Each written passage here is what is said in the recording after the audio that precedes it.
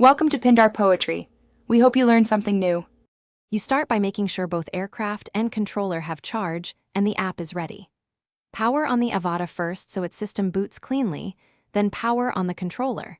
This order prevents confusion in the link process.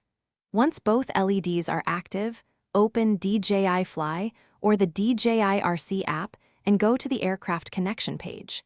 Make sure Bluetooth and location are enabled on your phone or tablet because the app needs them to discover the remote and aircraft. You now initiate the actual pairing. In the app, select aircraft settings, then link remote or pairing mode. This tells the software to wait for a signal. Next, physically press and hold the Avata's bind button until its LED flashes rapidly. This puts the aircraft into bind mode. Then, press the controller's bind button or tap the on-screen prompt in the app to start the handshake. Watch the status indicators and app progress bar. The devices exchange keys and confirm identity for a secure link. You finish by confirming the connection. A steady LED and an app message mean success, and you should calibrate the IMU or compass if prompted to ensure stable flight.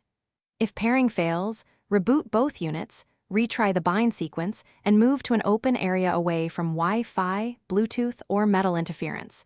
This resolves most link issues. Finally, make sure firmware is up to date and run a short hover test close to the ground so you verify controls and sensors before any full flight. Thanks for watching. Consider subscribing if we helped you.